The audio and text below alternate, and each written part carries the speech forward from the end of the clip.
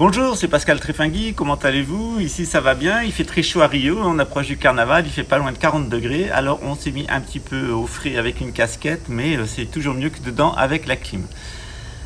Alors, si vous n'êtes pas déjà inscrit, vous pouvez le faire, c'est ici que ça se passe, et vous pouvez aussi agiter la petite cloche pour être notifié des prochaines vidéos. Si vous êtes abonné, vous aurez accès en priorité aux vidéos et vous aurez même certaines vidéos réservées dans le futur avec un lien d'accès spécial qui vous sera envoyé. Si vous aimez, likez, si vous n'aimez pas, dislikez, mais si vous le faites, sachez que ce n'est pas sans risque, vous êtes fiché, vous êtes catalogué et on dira à mon tonton Maurice qui habite juste à côté que en cas de problème, on sait où aller vous chercher. Évidemment, c'est un cliché, c'est pour vous faire rire, c'est notre running gag, il s'épuise un peu, mais on va continuer à le faire pendant un petit temps. Maurice? Et aujourd'hui, nous allons parler d'un sujet qui fâche tout le monde. Faut-il fusiller les instituteurs et les professeurs de l'éducation nationale? En effet, l'éducation nationale, c'est un des plus gros budgets de la nation française, puisque maintenant on n'est plus donc une cité, on n'est plus une civilisation, on n'est qu'une bande de nomades avec des nationaux et des sous-nomades qui sont les étrangers. Puisqu'on vit dans ce système d'égalité, d'injustice et d'oppression, il faut bien se poser la question, puisque nous nous endettons chaque jour davantage, puisque les Français payent chaque jour davantage, quel résultat pour quel investissement en ce qui concerne l'éducation nationale? Les instituteurs, les professeurs sont-ils nos amis ou au contraire sont-ils des pourritures au service du système? Je penserai pour la deuxième solution, la solution des pourritures, mais pour ne pas avoir de préjugés, parce qu'ici on n'est pas dans le prêt-à-penser, mais dans l'analyse historique. Nous allons analyser les méfaits depuis l'éducation nationale, 150 ans de trahison, 150 ans de trahison contre la France et en plus 150 ans de trahison qui font du mal aux Français, ce qui est quand même le con quand on est un nomade d'avoir en plus une organisation d'enseignement qui est là pour niquer votre peuple. C'est la République française, l'institutionnalisation de la corruption bancaire. Plus tu es pourri, plus tu es en haut, parce que le poisson est pourri à partir de la tête.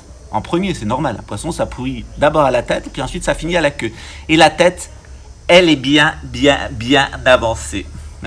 Il y a la tête qui se masturbe dans les cabines, il y a la tête qui fait rentrer des petits noirs la nuit pour pouvoir faire des partouzes, et il y en a bien d'autres, puisque tous ces bruits circulent dans Paris, sauf qu'on est à l'heure d'Internet, qu'il y a aussi des photos, et que le jour où vous allez vraiment comprendre que vous êtes dirigé par une bande de pédocriminels, de menteurs, de voleurs et d'assassins, et ceci depuis 1870, peut-être il y a une petite étincelle qui va s'allumer ici. Et la solution, c'est pas l'anarchie. La solution, c'est la synarchie.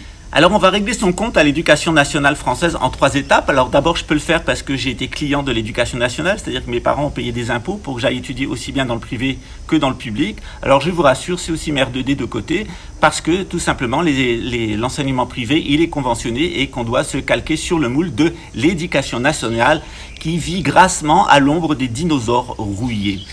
Donc la première phase dont nous allons parler est la phase de 1870 à 1919 où nous avions l'honneur et l'avantage d'avoir des instituteurs, des professeurs des lycées, des professeurs des universités qui étaient nationalistes. Car en effet c'est ce qui s'est imposé en France, le nationalisme de 1870 à 1914. On a la fabrication d'une nation française avec un enseignement sur mesure. On raconte aux enfants nos ancêtres les Gaulois, ce qui ferait bien mourir de rire n'importe quel historien parce que, par exemple, en français, il y a environ 20 mots d'origine gauloise et 1000 mots d'origine arabe. Donc si vraiment on voulait aller dans le nationalisme et dans le culturalisme, on dirait nos ancêtres les morts. Mais la République française s'étant construite sur le mensonge, il est bien évident qu'elle avait besoin d'un mythe fondateur, et ce mythe fondateur était le mythe fondateur des Gaulois. Et plus le temps a avancé, et plus on a découvert que tout ceci n'était qu'une propagande républicaine bâtie dans son arrière-cour, c'est-à-dire les loges franc-maçonniques, que l'aristocratie qui avait été génocidée, qui avait perdu le pouvoir, a quitté, dans laquelle s'est engouffré tout ce qui compte de petits bourgeois, d'aventuriers, de personnes qui sont enclins à faire de l'ascenseur social pour occuper des postes sans se demander, même se poser la question s'ils en ont les capacités et si c'est dans l'intérêt général. Mais il semble que ce qui les motive, ce soit leur intérêt individuel. La République, c'est ça, la République des apatrides, la République des menteurs, des voleurs et des assassins, la République françoise. Alors dans cette première période de 1870 à 1919, on a une éducation nationale qui met en place un programme de nationalisme. Il y a un bon bourrage de crâne nationaliste, il est toujours présent dans les campagnes, puisque la campagne met toujours plus de temps à évoluer par rapport à la ville. Donc quand vous allez dans les campagnes, le bourrage de crâne nationaliste, il est très présent chez les survivants des agriculteurs, parce qu'il n'en reste plus beaucoup. En tout cas, chez les gens qui vivent à la campagne, on est nationaliste. Alors comme à la campagne, il n'y a plus de travail, eh bien, les gens qui ont le malheur de naître à la campagne, eh bien, ils n'ont pas beaucoup de choix en matière d'emploi. On les retrouve dans l'armée et dans la police. Et il ne faut pas se demander donc pourquoi il y a 65% des policiers et des militaires qui votent Front National, parce qu'ils sont les victimes de l'ancien lavage de cerveau, celui qui avait été mis en place de 1870 à 1919 par la République française, la République des apatrides, la République des francs-maçons satanistes et des pédocriminels. Alors, quelle est la conséquence de cette première phase? Eh bien, c'est tout simplement des Français qui, en 1914, veulent en découdre avec les Allemands. On leur a chanté à l'école l'Alsace et la Lorraine. Par exemple, je vous renvoie au livre de Marcel Pagnol, La gloire de mon père, etc., où vous allez bien voir comment il y a cette espèce de bourrage de crâne d'une nouvelle caste de pseudo-prêtres, qui est la caste des instituteurs, qui bien évidemment sont nationalistes et vont devenir de plus en plus socialistes jusqu'à tomber dans les bras du national-socialisme parce qu'il n'y a pas eu plus collabo que l'éducation nationale et on va le voir à la suite. Donc toute cette génération à qui on lave le cerveau de 1870 à 1914, eh bien c'est celle qui va mourir dans les tranchées. Donc il y a plusieurs millions de Français qui, endoctrinés par l'éducation nationale, par nos chers instituteurs et les débuts de la science moderne. Alors si vous voulez vous marrer, moi je vis dans une famille où on est conservateur, donc j'ai les cahiers d'école de mon arrière-grand-père dans les années 1880-90. Et alors ce qui a pris dans les écoles religieuses qui sont déjà sous contrôle de l'État et dans les écoles communales, c'est à vous faire pisser de rire. C'est même pas de l'histoire, c'est même pas de l'alphabétisation, c'est de la propagande républicaine digne du Front National et je crois même digne du GUD ou des néo-nazis. Alors, des identitaires. Donc, en 1914, on a des millions de Français qui ont été indoctrinés par l'éducation nationale et qui vont au bellicisme, notamment contre l'Allemagne, parce que l'Allemagne est une monarchie et il faut haïr la monarchie, parce que la France est une république avec sa nation et on l'élève, les Français, dans la haine de l'Allemagne, qui est une monarchie et qui est une civilisation. Donc, cette haine, elle ira crescendo jusqu'à pousser la République française à signer avec les talmudistes anglo-saxons, l'accord de Balfour, qui va sacrifier définitivement les Juifs du continent. Les Juifs du continent sont sacrifiés par les talmudistes anglo-saxons qui, avec l'accord de Balfour en 1917, vont relancer 2 ans de guerre mondiale. Donc on se reprend 2 ans de guerre mondiale parce que les banquiers anglo-saxons, talmudo-protestants, décident de faire rentrer les États-Unis dans la guerre et de prolonger la guerre de 2 ans. Il faut savoir qu'en 1917, le Kaiser Guillaume avait proposé une reddition de conserver seulement l'Alsace et la Moselle et que la France conserve son territoire. Et il n'avait même pas posé la question d'une restauration monarchique en France. Donc on doit remercier Charles Maurras et les nationalistes français, y compris les monarchistes nationalistes qui sont rangés dans le rang de la République au lieu de se ranger dans le rang de la synarchie. Et bien entendu, il n'y a plus de parti nationaliste en France, de parti royaliste, et c'est bien fait pour sa gueule. Parce que quand on couche avec le diable, c'est-à-dire qu'avec la République, eh bien on est récompensé, on est tué et on va en enfer. Donc un petit salut à tous les royalistes français qui brûlent en bas avec Charles Maurras et les identitaires. Ensuite vient la deuxième phase de l'éducation nationale. Alors, elle n'est pas piquée des verres non plus, puisqu'elle va embrasser Adolf Hitler. Et ça, on oublie souvent de vous le dire. Alors, dans cette deuxième phase de l'apostasie de l'éducation nationale, qui a été nationaliste, laïciste et belliciste contre l'Allemagne dans 1870 à 1919, on a une deuxième phase de l'éducation nationale après la guerre de 14-18, le message nationaliste, les Gaulois, etc., il passe pas très bien et nos instituteurs se découvrent une passion pour le socialisme. Donc l'international communiste et l'international socialisme ont grande prêche chez les instituteurs, les professeurs d'université et toute la clique que les républicains ont mis au pouvoir, donc tous des petits bourgeois nationalistes avec le cerveau lavé au nationalisme. Et ces gens-là vont développer l'internationalisme, donc c'est l'apologie des internationales ouvrières qui va amener en 1936 à la victoire du Front populaire, mais surtout qui va expliquer à toute une génération qu'il ne faut pas se battre contre l'Allemagne nazie, parce que l'Allemagne elle est nationaliste, elle est socialiste, et il y a une fascination de la gauche française pour Adolf Hitler. La preuve, c'est que le maréchal Pétain, à peine nommé président, vous vous rappelez ça, du directoire, c'est lui qui gouverne la France, son premier ministre est le socialiste Pierre Laval. Donc ce sont bien les socialistes qui vont collaborer avec l'Allemagne nazie pendant toute la Deuxième Guerre mondiale, ce qu'on oublie souvent de vous dire. Donc toute la gauche française est derrière Adolf Hitler, tout simplement aussi parce qu'Adolf Hitler a un accord avec Staline pour le partage de l'Europe de l'Est, et que les nationalistes français, les nationaux-socialistes français ne voient pas beaucoup de différence entre eux-mêmes, l'Allemagne nazie, qui est national-socialiste, et la Russie, qui est socialiste républicaine, et donc entre petites personnes qui ont la même idéologie, on s'entend très bien.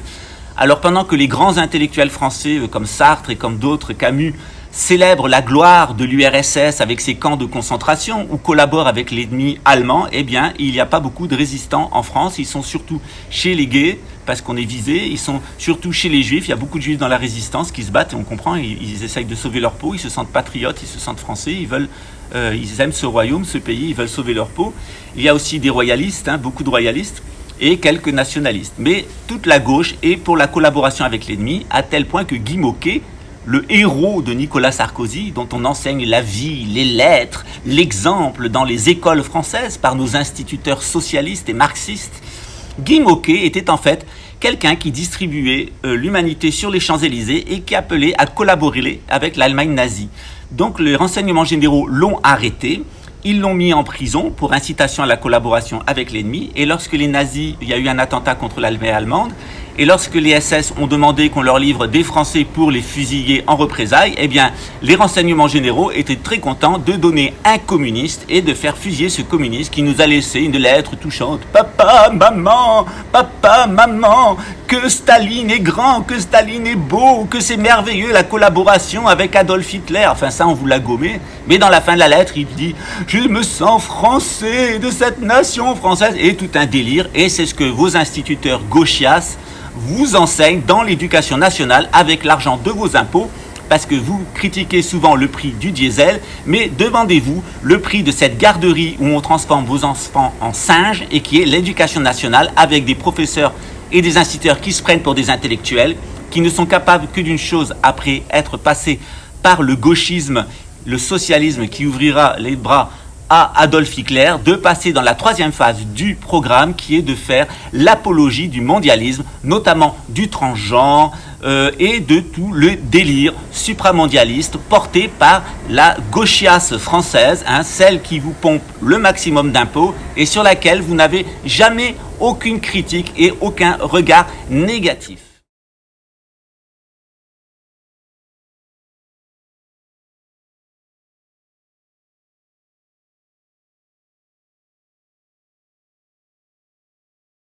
Alors cette gauchiasse française, elle devient résistante à partir de 1941, c'est-à-dire quand Hitler s'en prend à l'URSS, eh bien les communistes deviennent des résistants. Avant on les attendait toujours, il n'y en avait pas. Il n'y avait pas de communistes dans la résistance, tout simplement parce que les communistes c'était des collabos. Mais enfin, c'est comme Jean-Marie Le Pen ou François Mitterrand qui sont devenus résistants lorsque l'armée rouge est rentrée dans Berlin. Et encore, nos instituteurs français vont quand même garder un bon souvenir du national-socialisme, et pour se faire pardonner, ils vont faire constamment l'apologie du supramondialisme. On devient plus sioniste que les sionistes. Il y a même des juifs qui avaient honte de la façon dont l'éducation nationale française, qui était nationaliste puis socialiste et voulait exterminer les juifs et les expédier en Palestine, se découvre tout à coup une passion pour les juifs. Bon, ben c'est comme ça, on est habitué avec les républicains, ils sont pas là pour la vérité, ils sont pas là pour construire notre pays, ils sont là pour l'argent, pour avoir des places et survivre, parce qu'on est dans un système de nomadisme et il faut bien gagner son bifteck tous les jours en trahissant non seulement sa nation, mais son territoire. Ainsi sont les républicains, nationaux socialistes et maintenant supranationalistes. Alors la phase du supranationalisme, elle est crescendo dans la gauche. Tant qu'à l'URSS, on reste des bons petits socialistes républicains, et avec un pinacle qui sera mai 68. Mai 68, c'est le pinacle de la gauche.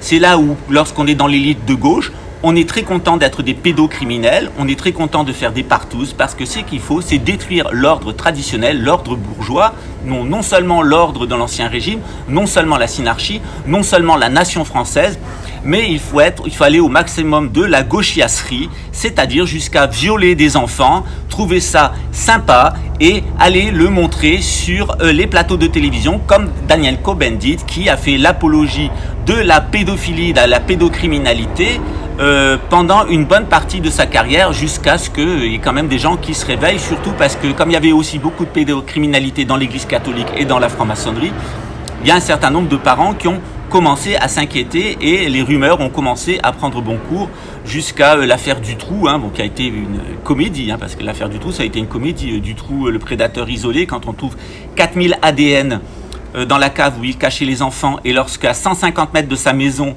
la voiture d'un futur Premier ministre de la Belgique est percutée par la voiture d'un officier des renseignements généraux belges qui va percuter volontairement sa voiture tellement il est outré de voir des enfants violés et assassinés par Dutroux pour satisfaire la perversité gauchiste de la gauchiasserie belge. Et cette gauchiasserie, elle a fait exactement la même chose en France, notamment dans le sud de la France, dans l'Hérault, où il y avait là un centre pour orphelins. Et il faudrait demander à la famille Bérégovoy exactement comment Pierre Bérégovoy, à l'époque où toutes ces histoires de pédophilie sortaient, pourquoi il s'est suicidé à proximité de son garde du corps de 2 balles dans la tête. Parce qu'évidemment, lorsqu'on se rate une plusieurs fois, on s'en remet une deuxième.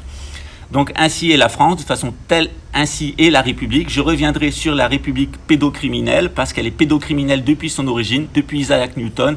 Et ce qui a porté la République française, c'est le nomadisme. Et à la base du nomadisme, il y a, comme dans toutes les formes de nomadisme, il y a le crime rituel, notamment d'enfants, et la pédocriminalité et la sorcellerie. Parce que c'est ce qui est l'envers de la République, c'est ce qui est l'envers du nomadisme, la sorcellerie, la pédocriminalité et les assassinats rituels, notamment d'enfants. On retrouve le culte de Moloch tel qu'il était pratiqué en Palestine avant l'arrivée des Hébreux. Il n'y a rien là d'étonnant, il n'y a rien là à cacher. Tout le monde est parfaitement au courant parce que la République fonctionne sur ce modèle qui est le modèle du nomadisme et ne peut amener qu'au satanisme. Le nationalisme n'est que la première phase du satanisme. La deuxième phase est l'international marxiste, la gauchiasserie. Et la troisième phase du satanisme, c'est le nouvel ordre mondial. Alors, c'est bien de vous réveiller maintenant devant les abus du nouvel ordre mondial et ses intentions génocidaires, mais vous vous êtes très bien accommodé d'avoir des instituteurs communistes et avant, vous êtes très bien satisfait qu'on vous endoctrine au nationalisme. Donc, ce serait peut-être temps d'ouvrir les yeux avant qu'il soit trop tard et d'écouter ce qu'au moins nous, on a à vous dire et essayer de le comprendre si c'est encore possible pour des poissons rouges. Et encore, j'aime bien les poissons rouges. Donc, et il s'appelle pas poisson rouge pour rien, parce que pour être un poisson rouge, il faut avoir 2 de mémoire vive, 2 de QI et 2 kilo-octets de mémoire vive, ce qui est à peu près le cas de la gauche française. Alors après l'échec de François Mitterrand, l'ancien collabo, passé au marxisme, qui organise des attentats contre lui-même, notamment l'attentat de l'Observatoire, on en arrive à la gauchiasserie 2.0 lorsqu'elle devient mondialasserie. Et au-dessous, ces instituteurs, ces professeurs communistes, alors il y a l'arrière-garde qui va rester à la France insoumise, mais l'éducation nationale principalement, nos fonctionnaires, ils sont surtout pour le parti d'Emmanuel Macron, c'est-à-dire ils veulent pas aller au MoDem parce que ça fait droite, ça fait capitaliste. Par contre, l'équivalent du MoDem à gauche, c'est-à-dire la République en marche d'Emmanuel Macron, ça leur a bien plu. Et on a là notre éducation nationale qui passe dans la phase 3 du satanisme et du plan Pike, c'est-à-dire l'apologie totale de toute l'idéologie du nouvel ordre mondial, le transgenre, la sexualité des enfants, parce que leur projet, en fait, c'est de légaliser la pédocriminalité, c'est ce qu'ils veulent. Ce qu'ils veulent, c'est légaliser les crimes d'enfants, la pédophilie et la sorcellerie, et c'est ce que fera le nouvel ordre mondial avec le New Age. Vous aurez Henri d'Angleterre qui sera le grand prêtre du New Age, avec son idéologie humaniste qui vous fera donc l'apologie du transgenre, du crime rituel et de la sorcellerie, parce que c'est ce sur quoi le lit putride sur lequel repose le nouvel ordre mondial, qui n'est que cette république universelle. Elle n'est qu'en grand au niveau de la planète, la suite de la République française. Donc si vous voulez savoir ce qu'est le nouvel ordre mondial, regardez ce qu'est la République française. La République française est exactement une photocopie et un prototype du nouvel ordre mondial, c'est-à-dire la corruption bancaire à son sommet, les politiques complètement corrompues, les professionnels qui ne sont que des collabos du système et un peuple qui est transformé en zombie et qui consent passivement pourvu qu'on lui donne de la TV et de la gamelle, panem et circenses, du jeu et des pains, et tant qu'on laisse les étrangers vivre dans des ghettos en banlieue de manière communautaire. Voilà le projet de la République française, qui n'est autre qu'en petit le projet du nouvel ordre mondial, parce que vous vous inquiétez beaucoup du nouvel ordre mondial, mais le nouvel ordre mondial, ça sera rien d'autre que la République française en grand, la République universelle des pseudo-francs-maçons, donc de cette franc-maçonnerie du nomadisme, qui est complètement orientée sur le satanisme, avec ses crimes rituels, sa pédocriminalité et sa sorcellerie New Age. Donc bienvenue chez les cinglés. Voilà, c'est ce qu'on vous prépare. Vous vous êtes accommodé à la République française. Alors, je sais que les nationalistes ont des résistances. Je sais que les socialistes, la France insoumise, ont des résistances. Mais vous inquiétez pas. La droite, qui est bien supranationaliste, notamment la droite française, va bien vous préparer pour le nouvel ordre mondial de deux façons. Une guerre civile pour commencer et après une soumission totale. Puisque, ne vous inquiétez pas, les Asselineau, les Le Pen et toute cette clique sera les premiers à aller se faire vacciner et à aller se faire pucer. D'ailleurs, j'attends toujours que Asselineau nous dise de ne pas aller se vacciner et de ne pas aller se faire pucer. D'ailleurs, il ne vous parlera jamais de la puce RFID, parce que la puce RFID, les amis, c'est has-been. Vous avez beaucoup mieux maintenant. Vous avez la puce nanotech qui se fixe sur la horte du cœur et qui est transmise par la vaccination. Et j'indiquerai des liens qui tendent à confirmer cette hypothèse que donc nous avons une antenne dans le cœur avec des nanotechnologies et de la pollution à l'aluminium. On trouve des métaux lourds dans le corps, notamment dans le cerveau. Il y a de l'aluminium dans tout, dans la nourriture, dans les sprays, dans les brosses, de la pâte à dentifrice, partout. Ce qu'on veut, c'est une intoxication généralisée de la population à l'aluminium, parce que l'aluminium mibre vers le cerveau et sert d'antenne et surtout invalide les capacités mentales et paralyse l'intuition. Donc complètement drogué par les collabos professionnels du système, complètement trahis par leur politique et complètement les victimes de la conjuration de l'élite. Le peuple français, enfin la nation française, est devenue un peuple de zombies. Et pour encadrer ce peuple de zombies consentant passivement, on a l'éducation nationale qui est la meilleure machine à décérébrer et la plus coûteuse jamais inventée. Donc mettez vos enfants dans la rue, je pense qu'ils arriveront avec un téléphone branché sur Wikipédia à apprendre plus de choses que l'éducation nationale. Moi-même, lorsque j'ai enseigné, je me suis trouvé avec des étudiants qui avaient 18 ans, qui avaient leur bac, qui étaient incapables d'avoir une vision claire de l'histoire, ne serait-ce que depuis UCAP, quand ils savaient qui était UCAP. Donc ces gens-là n'avaient aucune idée de la succession des régimes politiques en France. Ces gens-là n'avaient jamais lu Platon alors qu'ils avaient fait des cours de philosophie et ne savaient pas ce qu'était la différence entre une trimocratie, une oligarchie, une démocratie et une tyrannie, et n'avaient jamais entendu parler de la synarchie. Donc bienvenue chez les zombies, les décérébrés, les abrutis du système, consentant passivement pourvu qu'on leur donne du Coca-Cola et Hanouna.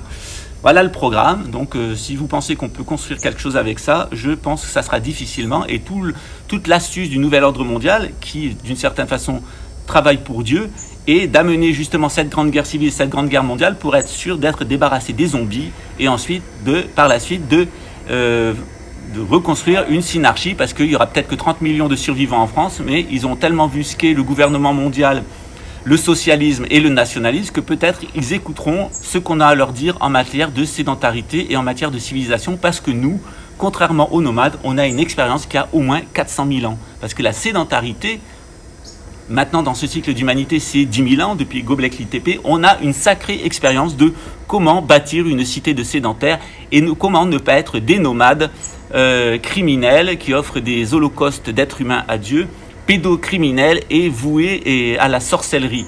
Nous, on sait comment sortir de ça, et ça s'appelle la synarchie, avec une aristocratie, c'est-à-dire avec une noblesse et un clergé, avec des producteurs qui savent produire des choses qui sont en accord avec la nature et qui nous font du bien, qui ne nous intoxiquent pas et nous rendent malades, et des gens qui aiment rendre service aux autres et qui trouvent non pas un sentiment d'humiliation, mais un sentiment de grandeur et de participation à la communauté. Alors pour finir avec l'éducation nationale, on va parler de l'éducation nationale freudienne, celle qui s'est fait laver le cerveau par la cabale déviée et qui est sans doute la pire. Alors je vous invite à voir le travail qui est fait par une petite étudiante en psychologie qui veut faire du buzz autour de... Donc on est un certain nombre de personnes à faire un peu de buzz sur Internet, comme Docteur Nature Vivante, d'autres. Bon, moi modestement. Et alors elle s'est amusée à prendre nos trois noms, de faire des petites vidéos de 5 minutes où elle parle en fond de photos qu'elle a prises sur Internet, où elle nous traite de pervers narcissiques. Alors ce que vous remarquez dans son propos, c'est qu'on a tout à fait le propos psychanalysant qu'on trouve beaucoup dans l'éducation nationale. Moi, j'ai fait, en plus de ma maîtrise de droit, j'ai fait une licence de psychologie, de sciences de l'éducation, et je suis tout à fait habitué à la chienlit marxiste et psychanalyste qui est formée dans les universités de lettres et qui sont absolument le purin de notre société, ce purin qui va empoisonner vos enfants et les préparer psychologiquement à être les victimes du transgenre et de la pédocriminalité. Et c'est chez ces gens-là, et c'est pour ça qu'il n'y a pas de hasard si la mère de Branco, de Juan Branco, était une psychanalyste lacanienne ou freudienne, de toute façon tout ça c'est la même secte avec des ramifications, c'est que dans le cas de Freud, on est dans le cas d'une cabale déviée, c'est-à-dire on est non seulement dans le cas du talmudo-protestantisme, mais pire, de l'ésotérisme juif, talmudiste, qui a été kabbaliste, qui a été transformé en une machine de guerre à détruire psychologiquement nos enfants et les êtres humains pour aboutir à une contre-initiation qui est la psychanalyse. Donc je vous renvoie à un livre qui est intéressant de Hadès qui s'appelle La psychanalyse, sacrement du diable. J'ai aussi moi-même pondu 2 ouvrages sur la question qui sont le même reconditionnés en fait, qui traitent donc de la psychologie dans la synagogue de Satan, donc dans la sphère de l'Antéchrist et dans l'Église de Dieu, et le grand retour des sciences de l'âme pour en finir avec Freud, le DSM et la psychologie et les médicaments tels qu'on nous les propose. Alors cette race de psychanalystes au sein de l'éducation nationale, c'est elle qui dénature vos enfants, c'est elle qui en fait des zombies, c'est elle qui les initie à la sexualité dès l'âge de 4 ans, c'est elle qui les prépare à être les victimes des pédocriminels. On ne leur apprend pas à se défendre contre les prédateurs, mais on leur apprend bien à avoir des troubles de l'identité, des troubles de l'orientation sexuelle et des troubles psychiatriques graves au nom de la psychanalyse. Et c'est toute cette chienlit, toute cette race de sorciers, de sorcières et de dégénérés qui est formée dans l'éducation nationale et chez lesquels les plus pervers sont certainement les femmes qui sont de véritables petites sorcières qu'il y a encore quelques siècles, on n'aurait pas hésité à mettre sur un bûcher. Donc on n'en est pas encore là, on y retournera peut-être, c'est ce que nous propose le gouvernement mondial, c'est de récompenser toutes ces sorcières de la psychanalyse, de l'éducation nationale, en les mettant sur des bûchers et à les faire flamber. Et c'est sans doute ce que feront les islamistes, et ça sera sans doute pas volé, même si je suis pas là pour faire l'apologie du crime, juste dire que quand on sert Satan, on est récompensé par la mort et par l'enfer, c'est-à-dire une mort infamante et le feu.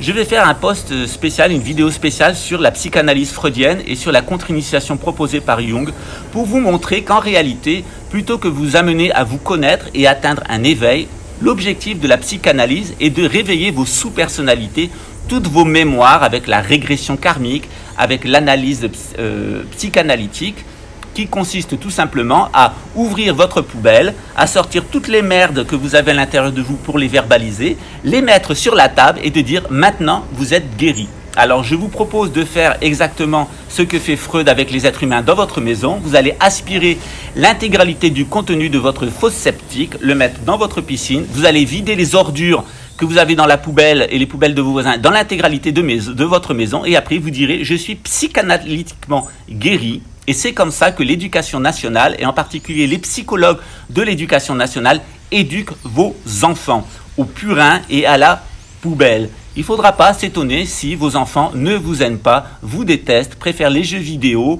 préfèrent la télévision, sont mal dans leur peau, se suicident, prennent des drogues, bouffent de la nourriture artificielle et ne pensent qu'à une chose déguisée en gothique qui est soit à devenir les rois du fric destructeurs de l'humanité ou être des zombies, des gothiques, vivant un spleen permanent dans la dépression constante grâce à laquelle ils deviendront des bons consommateurs de drogue et de médicaments. Donc si vous n'avez toujours pas compris ce qu'est la République, si vous n'avez pas toujours compris ce qu'est l'éducation nationale, eh bien on va passer dans une prochaine vidéo à la psychanalyse freudienne, c'est-à-dire la branche contre-initiatique de Big Pharma, du lobby chimico-scientiste, qui n'est que l'aile gauche du lobby militaro-industriel, qui lui-même est surmonté par le lobby bancaire. Bienvenue chez les dingues, les dingues. Voilà, c'était Pascal Trefingui pour cette nouvelle matinale du 22 février de Rio de Janeiro. La matinale de Rio de Janeiro, c'est que chaque jour, dans les semaines à venir, on vous proposera un journal traitant de l'actualité tous les Shabbats, tous les samedis. Il sera enregistré durant la semaine et diffusé le samedi. Comme ça, vous pourrez le voir tranquillement le dimanche en France, en famille, et avoir un témoignage de ce qu'est une synarchie et comment on peut sortir de la contre-initiation proposée par Big Pharma, comment on peut sortir du tabassage par la flicaille et comment on peut sortir de l'asservissement par la dette et par les banques, parce qu'évidemment il y a une solution, et la solution elle ne passe pas par la révolution, elle ne passe pas par la nation, elle passe par la prise de conscience de la situation dans laquelle nous sommes et les solutions qui s'offrent à nous en matière notamment de synarchie. Voilà, c'était Pascal Trefingui, je vous remercie pour votre écoute. Si ça vous a plu, likez. Si ça vous a pas plu, dislikez. Les trolls, on sait que vous laisserez des commentaires, mais je vois que les 50 à 100 000 personnes qui fréquentent tous les jours cette chaîne YouTube se mettent eux-mêmes à faire la chasse aux trolls, donc bonne chasse. Alors dans ce tableau qui est offert par la loge Saint-Yves d'Alvède, vous allez trouver 3 colonnes. Dans une première colonne, vous allez trouver la phase nationaliste de l'éducation nationale de 1870 à 1919. Dans la deuxième colonne, vous allez trouver la phase internationaliste de l'éducation nationale française de 1919 à 1968. Et dans la troisième colonne, vous allez trouver la phase supranationaliste dans l'éducation nationale de 1968 à 2024 qui initiera la destruction et le châtiment de la France, en tout cas de la nation française, bien méritée. Donc on s'aperçoit que la gauche française, elle est d'abord fasciste, elle va préparer toute une génération au génocide chrétien de 1914 et de 1918, la grippe espagnole de 1919, avec un résultat de 120 millions de morts. C'est l'avènement de l'État laïque, avec la séparation des églises et des États-nations. Ce qui est promu, c'est la laïcité, c'est l'homme national, l'homme laïque, qui va être formé par l'instituteur radical socialiste dans le public ou l'instituteur royaliste dans le privé. Alors dans ce système, l'enfant il est vu comme un individu de la nation qui doit se sacrifier pour la nation, et on demandera à des millions de jeunes Français de se sacrifier en 1919 pour la République française. Dans la deuxième colonne, vous avez de 1919 à 1968 la phase internationaliste de l'éducation nationale française, de nos professeurs gauchistes. Alors vous avez toute la gauchiasserie qui amènera au génocide des judéo-chrétiens, c'est-à-dire les orthodoxes en Russie et les juifs d'Europe de l'Est sous l'Allemagne nazie de 39 à 45, mais aussi donc sous le stalinisme et le maoïsme, et aussi la décolonisation avec un score de 240 millions de morts qui amènera le triomphe et l'avènement de l'ONU, puisque l'éducation nationale ne cessera de nous vanter les vertus de l'ONU, de la citoyenneté. Alors on n'est plus un homme athée, on a un homme cellule, un homme cellule de la grande internationale créée par l'ONU, avec comme maître l'instituteur communiste dans le public ou l'instituteur atlantiste pro-américain dans le privé. Alors là, l'enfant, il est vu comme titulaire de droits internationaux.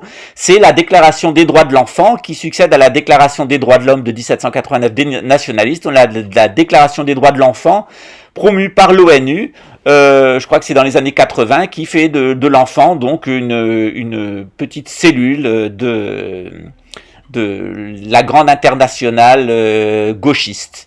De 1968 à 2024, on a le triomphe progressif du supranationalisme qui amènera le boboïsme actuellement. Alors le bobo des villes ou le facho de la campagne, c'est le gilet jaune de la campagne, c'est à peu près la même chose. C'est quelqu'un qui est confronté au nouvel ordre mondial, qui s'y adapte ou qui s'y adapte pas.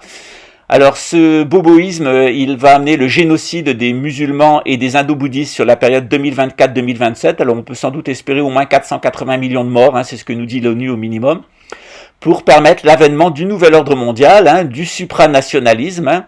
Alors le supranationalisme, il est plus seulement laïque, et il est plus seulement citoyen, c'est plus seulement l'homme athée, l'homme cellule, c'est aussi l'homme mémoire avec le transhumanisme, où l'individu n'est plus résumé qu'à une seule chose, il est une mémoire, et on va brancher l'être humain sur la mémoire d'un ordinateur pour permettre à l'être humain d'être un espèce de transhumain, une espèce de zombie, de golem créé par le système, pour son propre bénéfice. Alors on va passer là de 68 à 2024 à l'instituteur psychologue, aussi bien dans le public et le privé.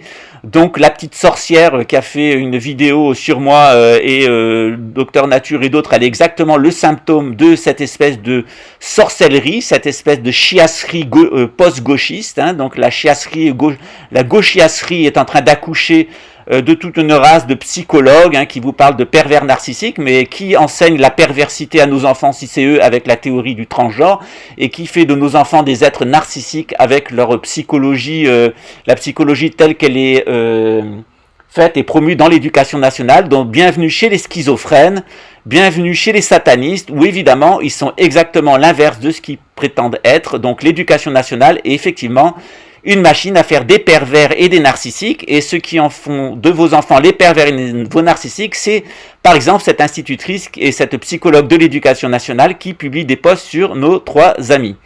Alors là, l'enfant, il est plus vu comme un individu de la nation, il est plus vu comme une cellule de l'internationale onusienne, il est vu comme un adulte. Donc l'enfant est un adulte en petit qui va avoir exactement les mêmes droits que l'adulte, sauf que dans le nouvel ordre mondial, l'adulte il est traité comme un enfant, c'est-à-dire comme un zombie ou un imbécile. Donc on va arriver en 2024 à l'apothéose de la connerie républicaine, passée par le nationalisme, l'internationalisme et le supranationalisme. Et si vous êtes devenu comme ça, vous pouvez en remercier vos instituteurs qui en 1914 vous ont amené au casse-pipe. En 1939, vous ont amené à collaborer avec l'Allemagne nazie et ont collaboré eux-mêmes, et qui depuis mai 68 ont fait le lit du supranationalisme et de la mondialisation. Donc ma conclusion, elle est la suivante. Pour rendre service à l'humanité, la première chose qu'on peut faire, c'est détruire l'éducation nationale et fusiller l'intégralité des fonctionnaires de cette fosse à purin.